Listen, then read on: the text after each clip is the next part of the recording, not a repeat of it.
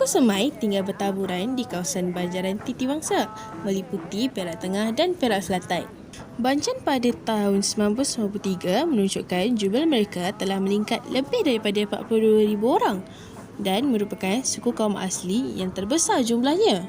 Mereka hidup bermasyarakat di mana sebuah kampung biasanya terdapat di antara 60 hingga 300 penduduk yang diketuai oleh seorang penghulu atau tok bating yang dilantik dari golongan berpengaruh seperti bomoh dan ketua adat. Pada suatu ketika dahulu, kehidupan kaum Semai sama seperti orang asli yang lain di negara ini, iaitu hidup secara normal. Mereka berpindah dari satu tempat ke satu tempat lain di dalam hutan kerana mencari tempat baru untuk berladang ataupun berpindah atas sebab-sebab kematian, diganggu oleh orang luar, binatang buas dan wabak penyakit hawa.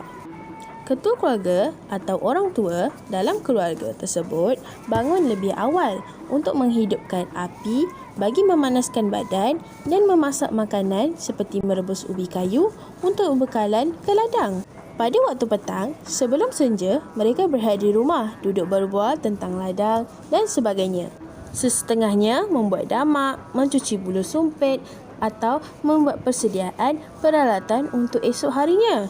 Walau bagaimanapun, keadaan ini mungkin telah berubah mengikut peredaran zaman.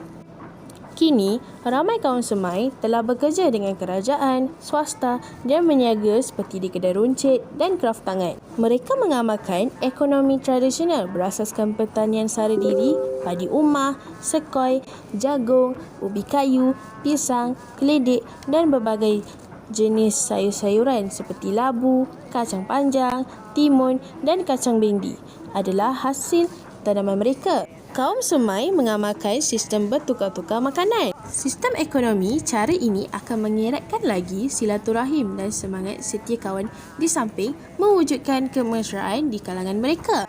Memburu dan menangkap ikan merupakan sebahagian daripada aktiviti yang dilakukan kaum ini. Aktiviti memburu biasanya dilakukan oleh lelaki sahaja. Peralatan memburu seperti bulu sumpit, jerat dan perangkap mudah diperolehi di dalam hutan.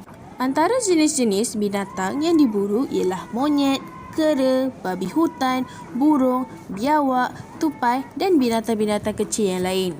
Ikan adalah sumber utama protein. Ia ditangkap dengan menggunakan luka, racun akar-tubar, serampang, jaring, tuar dan juga dengan tangan. Pekerjaan ini dilakukan oleh lelaki dan perempuan.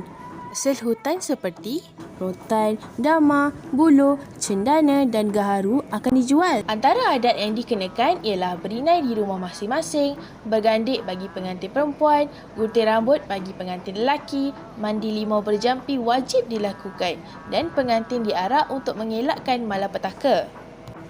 Keberangkatan pengantin lelaki ke rumah pengantin perempuan dilakukan dengan penuh adat istiadat berarak. Ibu wali dan waris-waris akan mengapit pengantin lelaki berjalan ke rumah pengantin perempuan.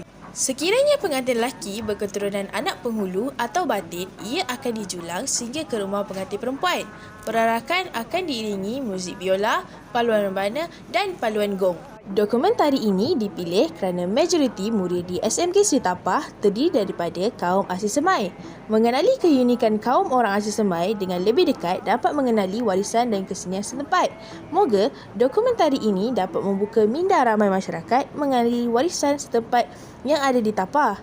Sekian, terima kasih.